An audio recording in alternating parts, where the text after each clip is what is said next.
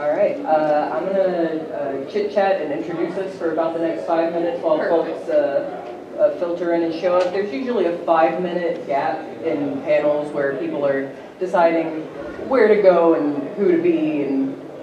Wait, that's the cosplay part. Where to go and who to be with. There we have it. And I would hate to get into the fun informational part and then have to repeat myself, because then they feel silly, I get confused, y'all get bored, no one's happy. Mike throws light switch raves, that's all the time though. You're welcome. Anyway, hello, I am Ask Cosplay Senpai, this is Callie Cake, we are some of your panel guests this weekend, I suppose. This is Callie's second Yama. This is my 10th Yama. I've been doing panels every single year of this convention, and they can't stop me now. So if anyone been to Yama before?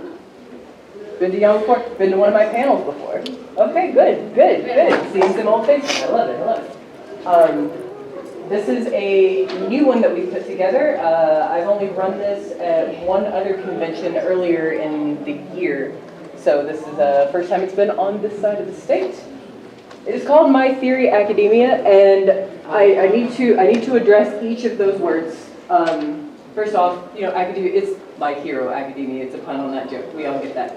The theories, most of them are theories, a lot of these are conjectures, and some of these, my personal favorites, are taking the, not even subtext, but context of the manga and the anime and putting little pieces together, because Horikoshi is very, very good at building up to a final product. And we've seen several times where he's said, oh yeah, this happened, and this happened, and that happened. And when all three of these combine together, it makes this heartbreaking moment, makes you want to kind of either jump off a cliff or throw me off a cliff, or possibly both at the same time. Usually that's everyone.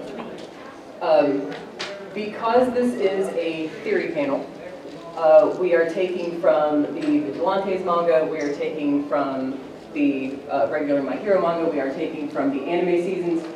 I am not going to give you spoilers in order to just give you spoilers. If I say anything that is a spoiler, it is merely to give you context. So if you absolutely do not want any spoilers for the manga, I really appreciate you coming. I know you probably want to be here, and I'm very sorry, but we can talk about it next year after it's all animated.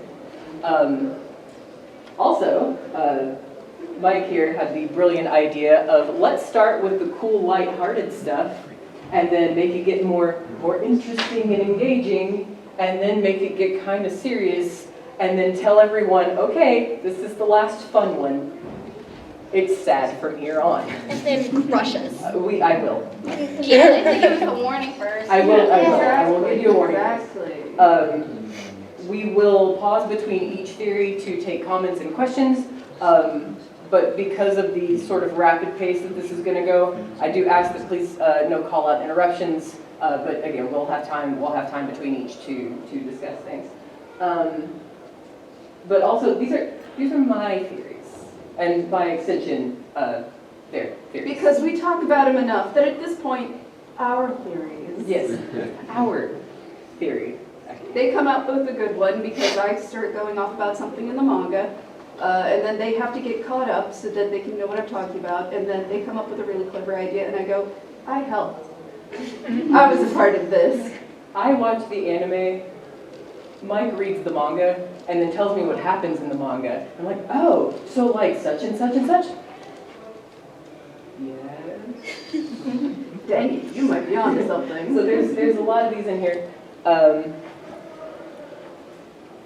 But yes, the prevailing one is, these are my theories, most of them initially were just stuff I came up with. I don't guarantee any of these are true. I think that they are. You don't have to agree with me, and if you don't agree with me, it's not going to hurt my feelings. I don't take that personally. We're all going to find out one way or another here in the next year or so, whether they're true, for better or worse. So let's begin with something a little lighthearted, if you will. Okay, Hound Dog. So, if you have read the manga, in between chapters, the pro heroes, the students, the other characters will be shown in their casual clothing outfits, which I love, I adore. Love seeing Mike with his hair down for the first time. Chef's kiss. But this is Hound Dog. We have seen him in the anime a couple of times. We saw him pretty early on. We didn't really get to interact with him until in the middle of, I believe it was season 2. It was when they went to the stay away camp, or what have you. No, And no, we're good. Thank you. no, I used to be a teacher and he yells for a living, so. But yeah, we didn't see much of Hound Dog. Usually he's got the muzzle on, right? He is school security. We find out when he gives a speech that turns into rampant barking in chapter 72, I think it was, could be incorrect. He's also the school counselor, which I love, meaning that technically, this is a therapy dog. Emotional support animal. He is an emotional support animal. I personally like to think that he has a vest that he wears when he's counseling a student that says, "Working dog, do not pet." I mean, he could wear it. You can, but yes, and that's the kind of thing that we are going to be going over. This is not stuff that's outright stated. This is not wild and fantastical theories. This is Horikoshi built a world and populated it with very, very realized characters. And those things put into text are very fun and very enjoyable. Like our emotional support counselor, Hound Dog. He's a very good boy. Best boy. Right? Yeah. All right. So, do you have the large version of this picture? I don't, but I can find it. Please find it. We need to discuss. So, again, like I said before, my name is Ask Cosplay Senpai. I have been doing this for a really very long time. I've been sewing for almost a decade and a half, but last semester I started at fashion design school. So actually learning from professionals how to turn 2D images into 3D objects. Love it. It's a lot of fun. But it has definitely changed the way that I look at character costumes, not just in a thing of, how should I make that? How am I going to make that? More in a way of, what did the designer have in mind? What was this supposed to be? What was this supposed to be? Because I don't just want to copy what's on the screen. I want to make it a garment. I want to make it wearable and functional and last on. It was, yeah, here we go. So this was a cover page for Shonen Jump 2019 maybe. Everyone's in their dress clothes. I love Invisigirl's dress over here. Bakugo, if you look right here, is not wearing socks, nasty boy. These two in their little matching black suits and ties, love that. Anyway, there's a lot going on here, but what the entire fandom focused on was this, right here. Okay, now let's go to that bigger image. There you go. Which is this right here. And so everyone's thinking, it's like, was this a Zoom class? Did he think it was a Zoom class? Did he think it was a Zoom class and he was very formal from the waist up and just wore his sweatpants on the waist? And I've seen so many people draw him in pink sweatpants and cosplay him in pink sweatpants with stuff like juicy on the back. Which, that boy's dry as a bone. Like, there's no juice. There's no juice. But from a costume design perspective, we're going to see if the projector will agree with me here. I wish we could up the contrast on this, but alas. If you see the lapel here on his coat, does not have any notches in it. And most of the time when you have a suit, you've got the little V dip, you've got a place where they join. If you will also see, there are only 2 buttons on his coat, and both of them are buttoned. If you have a blazer that has no notches on the lapel, only 2 buttons, and both buttons are buttoned, because usually on a suit, you do not button the last button. That's just, it's very gauche. Don't do that. That is a tuxedo jacket. Okay? So, I love your sorry, I'm getting distracted. I've got cat print in my pockets. It's just, I love it. This is a tuxedo jacket. Let me tell you something about tuxedo pants. When you make a pair of tuxedo pants, you make them out of a very nice quality material, and you add what is called a contrast stripe down the side, which is the same color of the material, but made out of shiny satin. That is how you can tell tuxedo pants from other dress pants in their construction. I don't think these are pink sweatpants. I think these are pink tuxedo pants. Because you're wearing a tuxedo jacket, and you can't tell me that Mike doesn't have a pink tuxedo in their closet somewhere, and Aizawa just got dressed in the dark. So if the whole fandom wants to put Aizawa in pink sweatpants, more power to you. I love it. I still want some to wear. But if I ever make pink pants for Aizawa, I bet it's going to be pink tuxedo pants. He's also wearing a red tie because he's a disaster. But somebody colored this on purpose. And a lot of these theories will come from that. There are things in the text, there are things that characters wear and say, and places they go, and ways that they talk to each other. And the thing about media that is different from real life is nothing ever happens by accident. If something happens, the author wanted that to happen for a reason, because it is going to lead into another part of the study, or of the story. And that is why a lot of game theorists and manga theorists and anime theorists and movie theorists can piece things together, is because if you operate under the assumption that everything the author tells you is relevant and important, it kind of maps itself out. It is, if anyone else is a TV tropes fan, it is the TV trope called Chekhov's gun. And that is the theory of, if someone is putting on a play and a character has a gun and they put it down on the table, at some point in that play, it will be picked up and used against another character. Nothing is done by accident. Everything is done on purpose. All right. Let's talk about Mike, my favorite. I'm very, very, very grateful that I have a partner that is dedicated enough to do that wig. Life is suffering. Because I wanted to. I could have done anything else.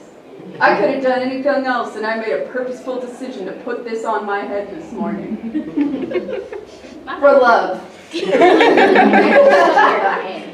The best quirk of all. Maybe the real quirk was the friends we made along the way. If the manga ends with that, I'm suing Koei. Emotional damages. I think I need to make a button that says, I am suing Kohei Horikoshi for emotional damages. You should. Yes. Yeah. I would wear it because it's true and it's accurate, and you should say it. So this is a panel from the My Hero Academia Vigilantes manga, which is a spin-off series that takes place 10 or so years before the manga and the anime that we read. It's very good. It is done by one of Horikoshi's assistants, writes the story with his input, and it gives us, it's an entirely different set of characters, but what most people have focused on is there's also some Aizawa and Mike in there. You also get the backstory of them when they were in school together. And it is heart-wrenching in the best possible way. But Aizawa is minding his business. Did you have the whole image of this, or just this one? This is the only one. Okay. Is minding his business, and Mike comes into the teacher's lounge or what have you, and he's like, eraser! And he runs and jumps into an office chair and spins in the office chair until he lands next to him. He's like, we're gonna get some dinner? It's a little shippy, don't get me wrong. But he's like, actually, there is a problem. Look at Mike, okay? He's got these headphones on. Presentation Michael this is full name, As we all know. is not going to wear substandard headphones. That's not going to happen. He's a DJ. He's a show-off. Right. He's got a voice quirk, right? We need some protection. He's not going to wear substandard headphones. He is wearing his headphones, and from the other side of the room, he slides to Eraser, pulls an earbud out of his ear, and said, "My sensitive ears can't take this. You got some bad leakage on these." So a lot of people, with good reason, and it's a headcanon that I very much appreciate, a lot of people have a headcanon that President Mike is losing his hearing because of his voice work. I think it is actually the opposite way around. I think he has a secondary set of quirks. I'll go through the whole thing here in a minute. But one of them is, he straight up says he's got sensitive ears. Here, we all know he's good at the talking thing. He's got sensitive ears. He hears headphone leakage from across the room with his headphones on and their earbuds under Aizawa's hair. Sensitive ears, got it. If you look at his eyeballs, they're target shaped. They kind of look like a Bullseye. They look like a bullseye. They kind of look like a speaker system, but there's too many rings in it, and it looks like a bullseye. In pretty much any media, if you have a character that's got bullseye pupils, it is because they have very good distance vision or night vision or something like that, which would a heightened vision sense quirk. My biggest evidence for that, I think, is someone pointed out to me when they are announcing the school festival. They're up in that very, very top box. They don't have any monitors. They don't have any live feed. They don't have any recording device. Mike is looking down and telling everyone what's happening.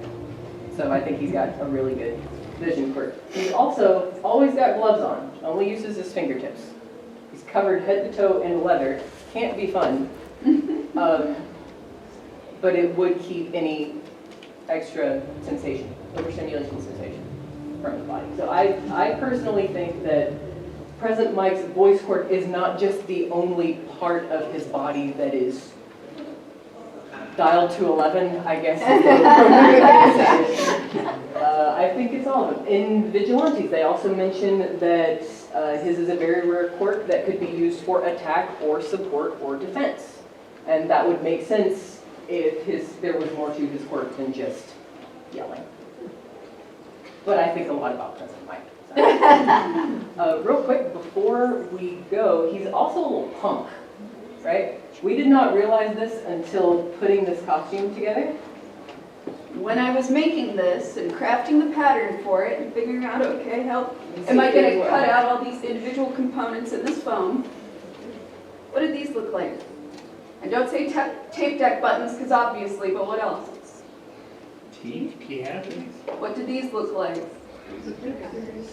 Eyes? No, it's a skull. It's a skull. The headphones make the top of the skull.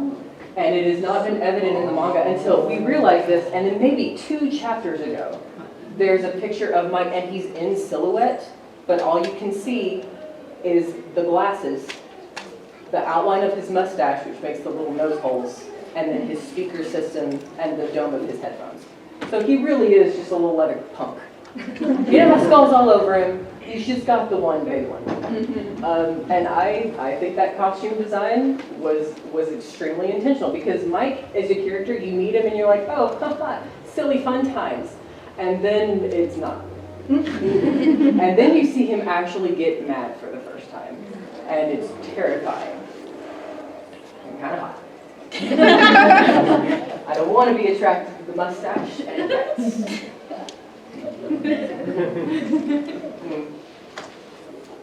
Yes, okay, this one, again, I used to be a teacher, so I'm very attached to the UA faculty. I don't have a whole lot of student theories. Actually, let me throw one about Bakugo real quick, and this one has actually made its rounds pretty well on the internet by now. How does Bakugo make his fire? It's his sweat. Yeah, his sweat catches fire because his mom had a glycerin. Yes, thank you. And his mom had a glycerin quirk, and his dad had a nitrous quirk. So he produces nitroglycerin and then sets it on fire. That's what nitroglycerin does. Now, glycerin, that GLY is the same GLY as in like glucose. If you burn nitroglycerin, it smells like marshmallows. So, Bakugo always smells like burnt marshmallows, and I think that's why he's so angry. Someone said you take nitroglycerin for the science channel. Uh-huh. You take nitroglycerin for heart problems. So Bakugo's heart rate and like he should be passing out all the time because nitroglycerin lowers your heart rate and your blood pressure. Oh. So they also say that's why he's angry all the time is to keep it all up so he doesn't That's pass out. funny. Got you. That explains his mom Well, too. sleep. That would explain his mom. You were absolutely correct. But yeah, he smells like little toasty marshmallows, and then he's just big angry.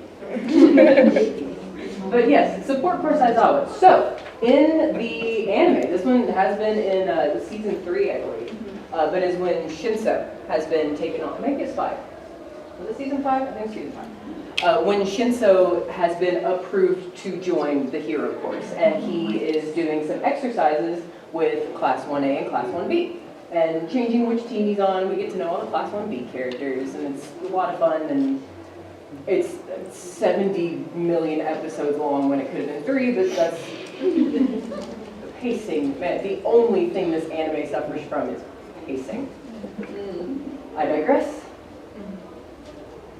Aizawa says, Shinso didn't start in the hero course, and neither did I. And that was everybody's like, wait, what? You didn't start? Aizawa was in general studies too? He didn't say that. Aizawa never said he started in general studies.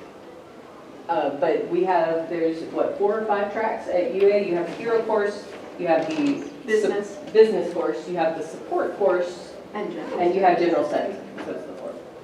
Well, I doubt he was in the business course. He just doesn't seem like the type to pay taxes or insurance premiums. But he is crafty.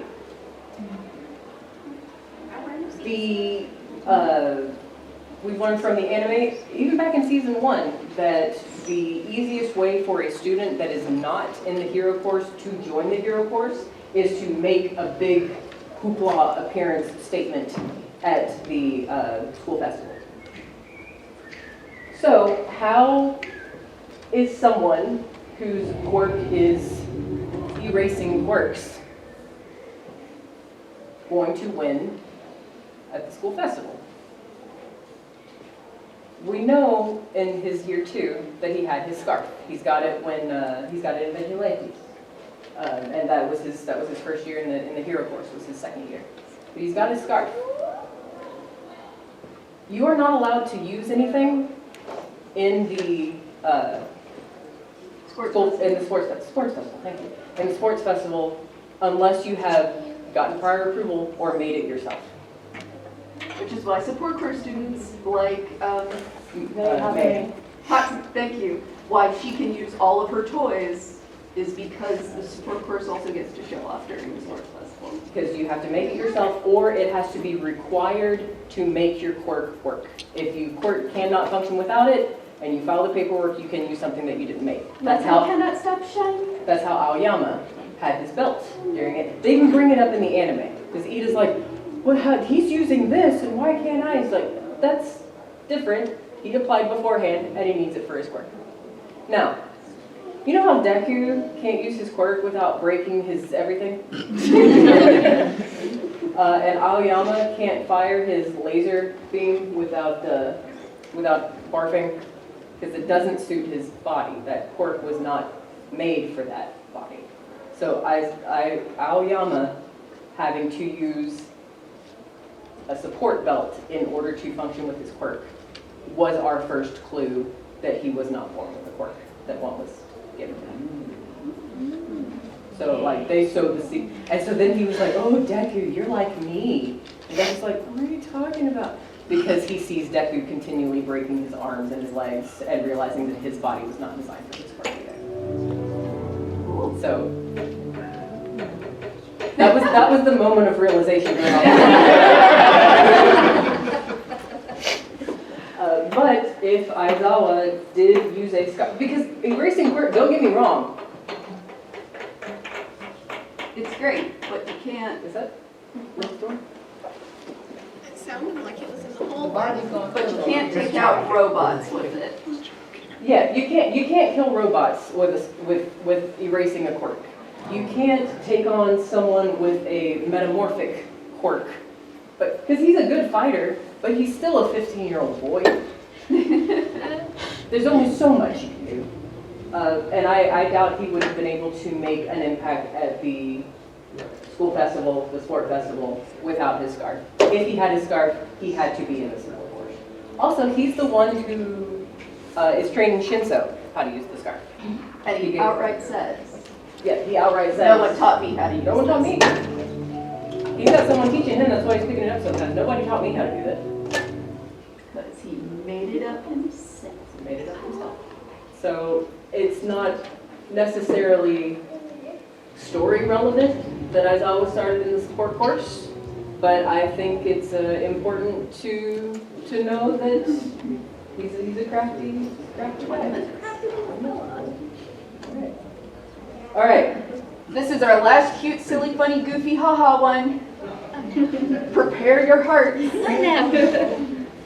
So Mike's car is a 1965 straight off the lot, blue with white racing stripes Mustang. And Mustangs, the classic ones especially, had issues with the hoods latching on. So they had what are called hood pins.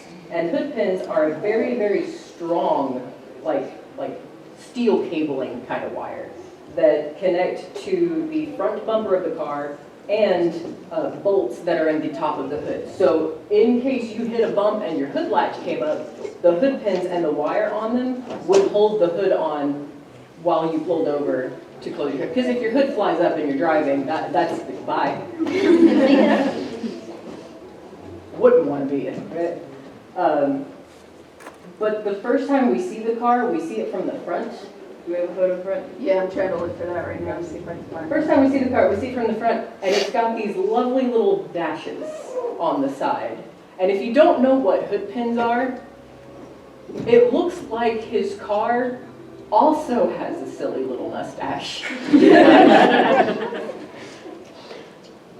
I'm hoping we can find that. You can kind of see where they're latched right here. There's a little loop and a little loop and a wire, but they curve up just like this. I'll see if I can find it, I'll put it at the end if I can. All right.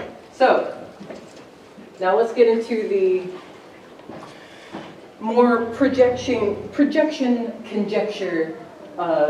This might be true. I think it is. I might be wrong. Principal Nezu. This is the principal. He might be a bear, he might be a cat, but he is the principal. He's the only animal we've seen with a quirk. The anime tells us that. The manga tells us that. What they don't tell us is how old he is. Like they have straight up said, question mark, question mark, question mark. It isn't, they just haven't told us yet. They have said, no, you do not get to know how old Principal Nezu is. But his birthday is But January his 1st. birthday is January 1st. And it is, I don't want to say fairly common, but it has happened multiple times in Japanese media when a character is the first of something. Like Bob in Animal Crossing was the first villager programmed, and they gave him January 1st as a birthday. There was another, I'm trying to think of what it was. It was another manga, but it was a character of, oh, you should have known that this was the first one because their birthday's January 1st. We don't know how old Principal Nezu is. He's the only animal with a quirk, and he has obviously been experimented on by humans. In fact, Recovery Girl even confirms it by saying that's part of why he's so mean to the students when he does the test. It's just this little way of getting out his frustrations for the things that humans did to him. Teeny tiny bit. Just a little bit, the taste. But quirks have not been around for that long. 100 and some odd years at the most. Yes. And there was just big devastating war about it. And they talked about the first human who was born with a quirk.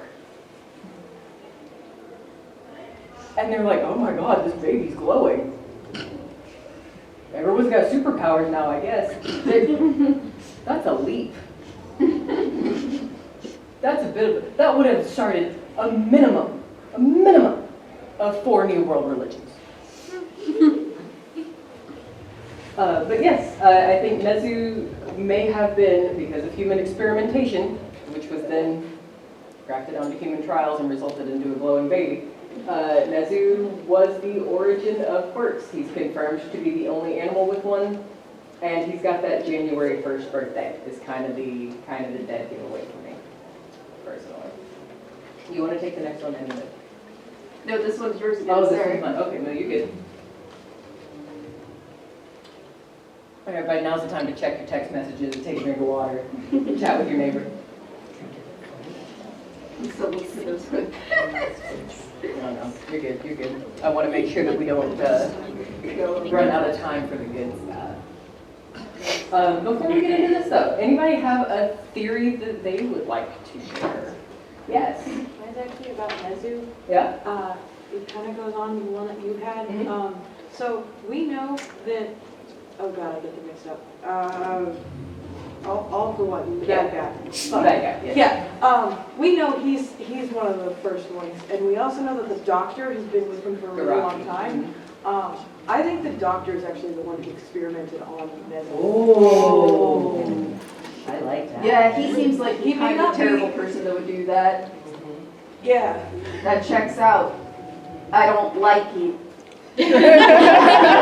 Just another good reason to punch him. Also, like, he talks about how he's over 120 years old, which is kind of older than the quirk thing. If he gave himself a quirk first, I think he is slightly, like, he was alive when quirks first started appearing, I think. Yeah, and he was found by All for One, which means that All for One had quirks before the glowing baby. No. not necessarily, because Well, we I don't mean- know exactly when that was. Yeah. Well, okay, so, but All for One found him, and I was under the impression All for One was older than the doctor.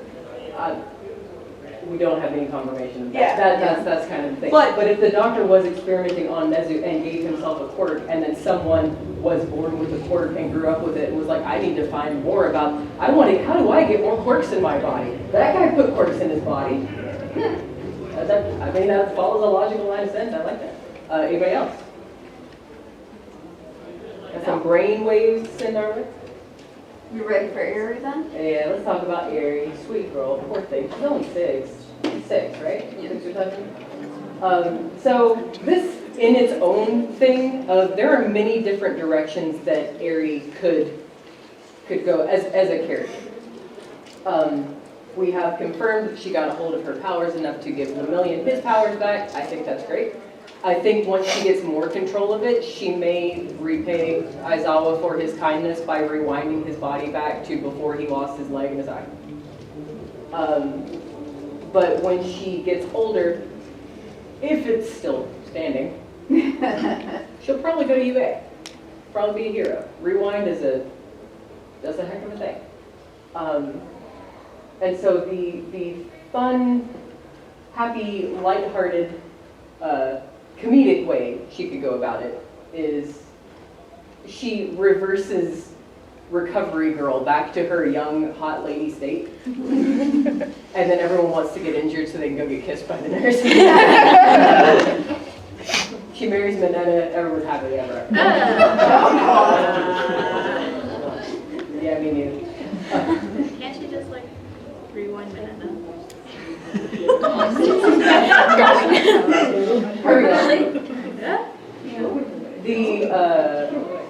The second way we could go about it is she does get her hero license, and then she becomes a member of UA staff, and she takes over for Recovery Girl after Recovery Girl passes away. She's very old, because Aerie can rewind a body to a state before it was injured. That has been established in canon. The darker way, and the way that I think they are going to solve the quirk singularity crisis, which, let me run y'all through that. And this is all in the context of the manga and the show. The teachers talk about this is the quirk singularity. Think about Todoroki. Extremely powerful ice, extremely powerful fire. Sometimes your body can keep up with that, and sometimes it can't, like Davi. He had an ice body and a fire power. It did not work. But Todoroki is adapted to that, forcefully. But quirks are getting stronger and stronger with each generation because they're combining together. And people's bodies cannot adapt and grow fast enough to be able to function and operate those quirks without hurting themselves. And at some point, every quirk is going to get passed down and merged into one quirk singularity that is going to be far too powerful for anyone. And you wouldn't be able to have kids anymore. Their bodies couldn't handle it. Like it would be the end of humanity because no one could handle having the quirks that they have. And even if they do, the next generation probably won't. And so they're like the quirk singularity theory is people are getting more powerful, notably with every generation, and soon they're going to be too powerful for physical human bodies to handle. So that is the singularity situation. I think the way that they are going to resolve quirk singularity is that Eri is going to rewind humanity's genome. She's going to do what Overhaul was trying to do. And she is going to erase quirks. All of them. Just like get it out of human DNA. Superpowers do more harm than good. Get rid of it. That's what I think. That's how I do it. Hopefully we'll get something a little less depressing than that. Because superpowers are also very fun storytelling methods. Ready for the next one? Are they? Can I ask one real quick? Yeah, what's up? So if she does go the negative route and, takes away the genome, would she be the only one left? I think she'd be the only one left. Presuming she can't do it to herself. I don't know if she can rewind herself. Yeah. Like, could she rewind her scars away and stuff? Well, yeah, I guess so. I don't know. There's also another theory that she takes after Aizawa and teaches the next generation of heroes. Yeah, that would be a much happier ending. He's very, Very much. Satisfying. Yep. So this one kind of leads into the next few all build into each other. So first, we've seen this image repeatedly. It's in the new anime opening. It's in one of the one of the main chapters for the manga. It was like the cover image. This is a colorized version of it. But essentially the idea that All for One has taken over Tenko's body, like he, gonna call him Tenko for the purposes of this, not Shigaraki. Created Shigaraki, took over that body, and is now kind of using that, like, we're repeatedly even getting inner dialogue from Shigaraki where it's like, I don't feel in control, like, what's happening, and All for One is saying, like, hey, just relax, I'm giving you all the power you need to do what you need. Don't you remember? Like, you wanted to destroy everything, right? You wanted to dissolve the world. He's like, oh, yeah, that's right, okay. That's just what an abuser would say. But there was a thing when Deku was having the meeting, Midori was having the meeting with all of the vestiges, which vestige space, which used to be like, oh, what a fascinating metaphor. No, it's just a boardroom for all of the former holders of... Can I run through vestige space real quick? Yeah. If you have not gotten this far in the manga, it's about to come up in the anime, so if you don't want any spoilers at all, I appreciate you coming. Please come by the table. We got some cool stuff to show you. We'll be there at opening ceremony. Love y'all. But this I do not take anything personal. I do not take anything personal. But yeah, we're about to get into some manga spoilers. So we did not know that vestige space was a thing. The first inkling we got of it was during the school festival, and Deku looked over and saw all those glowing eyes from the previous One for All users. It turns out that as One for All, the superpower, the quirk, has developed, it's sort of developed its own consciousness, almost. like inside the vestige of the quirk, there is the person and the quirk. 10 minutes. Yes, thank you. They're made up of these two beings that work together. And vestige space is a place where you can go mentally but not physically. Deku has been there and has set in, like you said, essentially a boardroom of all of the previous One for All users and talked to them and learned how to use their power. And they're all there. Even All Might is there, except he's not fully developed. He's just this And kind he's of, a silent, glowing golden figure. yeah, he's quiet, he's gold, he can't weigh in on anything, he can't speak or communicate, but he's there. We've also seen vestige space when Star and Stripe, God rest her soul. I'm going to go ahead and move to this one. Okay, all right. Star and Stripe is the best American superhero. Her name is Catherine. She looks like big, giant woman, All Might. Big fan. But her quirk is, she can, if she says something, it is true. It's called New Order. She'll put in a New Order. But New Order, what she says is true. She did end up getting killed by All for One. And All for One, when he takes someone's quirk, he takes the quirk out of their body and puts it into his vestige space, or into someone else's vestige space, where it inhabits and cooperates with their physical body to produce a quirk. And so she made one last order when she realized she was about to go. And that is, New Order will destroy as much as it can of All for One. so she gets sucked into All for One's vestige space and starts killing quirks left and right. So All for One is missing quirks and he doesn't know which ones, because she killed them all. Hi, welcome to this part. I'm just counting, don't Oh, sure. But they mentioned the One for All users in vestige space. Yeah, All Might is actually the only one who's really been able to use this quirk to its full potential, because we all had quirks before. We had this space that already had a vestige in it, and if you put something in there, it's going to overlap. We all died of old age in our 30s, or we were killed in battle. But you know, All Might is All Might. He gave his quirk to Deku, and so now Deku has that whole One for All vestige space in him. What he said when he gave the quirk to Deku, he said a few things. He said, "Here, eat this," right, with the face and everything. And if what? Like if you eat it, like I have to be willing to give it to you. You can't take my quirk from me. No one can take or destroy One for All, but I can give it to you. I could even give it to you without your permission. And it's like, Right there. why would you say that? Why would you say you can give someone a quirk without permission when we know every single user of One for All has accepted it willingly? That's never happened. Why would you tell us it can happen if it's not going to happen?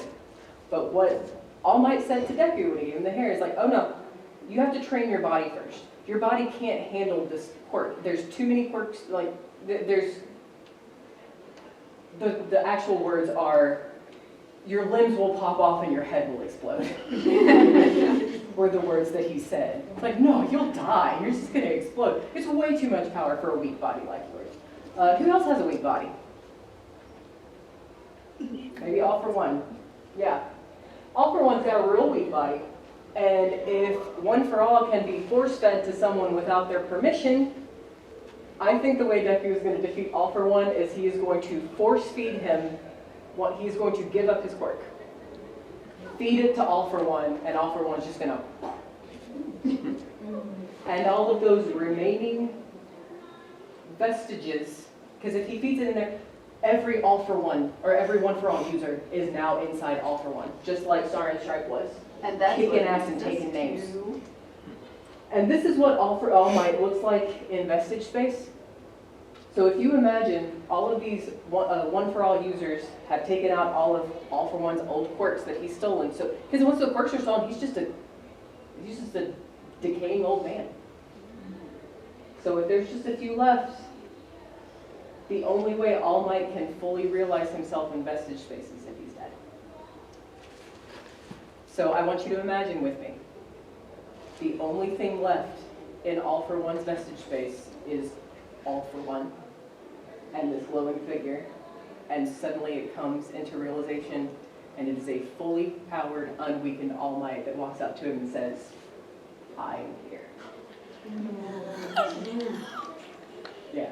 That's how I want it to go.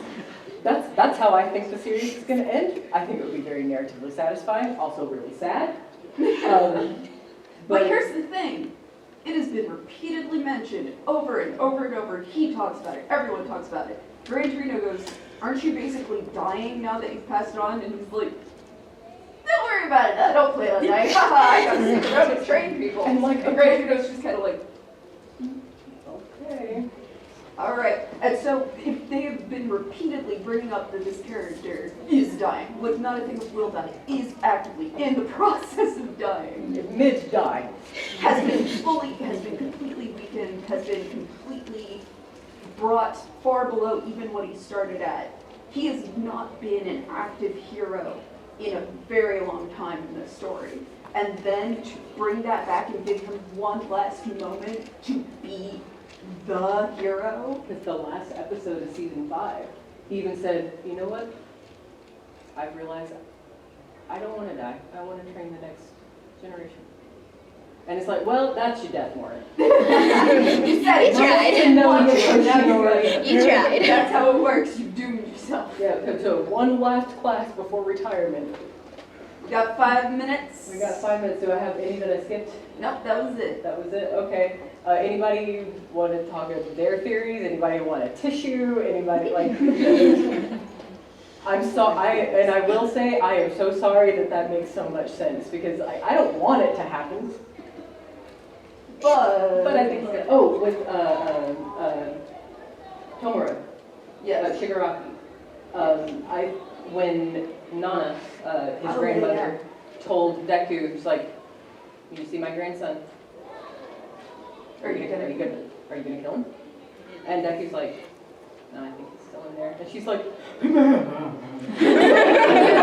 She's like being a hard like, are you going to do what you have to do? Are you going? And he's like, no. And she's just doing it. So I think that once all of those, if he gets rid of his destruction quirk in that vestige space, all that's going to be left is that little kid. That reminded me, I have a theory. Yeah. Tinko's quirk isn't his. Oh. It was That's given why to it's him by- destroying his body. That's why he's so itchy. All the time. Oh, again, with Horikoshi being like, here, let me give you some breadcrumbs, and if you're smart enough to see him, you can follow him. When All for One is like, ah, yes, Shigaraki, I am preparing him to be the next me. Literal. All for One is now in Shigaraki's body. He's literally making him the next him. Like he copied and pasted himself. It was like, this sounds like this little child that's been traumatized looks like a backup plan. But I think that's why he went his quirk went crazy and he killed his entire family. Yeah. It was given to him by Someone By else. All for One, yeah. And it would explain why his skin, his body can't handle the destruction part. Yeah. You got something That, real important that to say. actually does build up of one of my things. Yeah? Yes, I agree, absolutely. I also think that all of the recent quirkless people whose powers are going a little crazy, who shouldn't, or quirk people whose powers are going a little crazy, that doctor has been either their direct doctor, Right.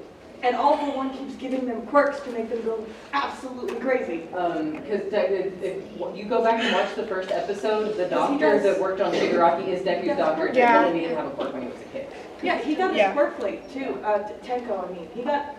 They literally That's talked right. about They it didn't in know the what thing. this was gonna be. He was. They just thought he had a skin condition. Yeah, they were like, yeah, you don't have a quirk, and he actually had the moment of, is that why my parents don't like me? I don't have a quirk, and then he dissolved his entire family. Oh God, that was I was not That was a okay. gruesome scene. So like the very last time, or right before his allergies started, it would make sense that the doctor was like, yeah, let me take you to this exam room, and All for One was like, here's the quirk of destruction. Okay, my question, my last, and here's a fun, silly one to wrap things up. So when Shigaraki takes on the name Shigaraki, and he's given like the desecrated hands of his whole family to put on his body, which I think it would be really funny if someone drew him, but they were all like yowie hands. Enormous. Somebody's making this call. But please do, and tag me. Actually, you know what? Send Do it to you me. really want that attached to you? Inspired by, no, it wasn't. No, I didn't do it. But like, If anyone asked, that was your idea. but the dog was where's the dog paw? Wait, has anyone seen the actual thing where Horikoshi drew what would happen if the dog paws were there? Hang Oh, on. God, have Hang mercy. on. But you're, We're not plugging that What back if in it's- until you find this image, because I don't know what you're. It's gonna find. Yes, yes. Hand me that cable. do you think that with his family's hands on him, it's like their honey hands? I mean, it's the only way he'll be able to be touched Touched by by. them, yeah. It's like that's how he feels his family love, by their dead hands.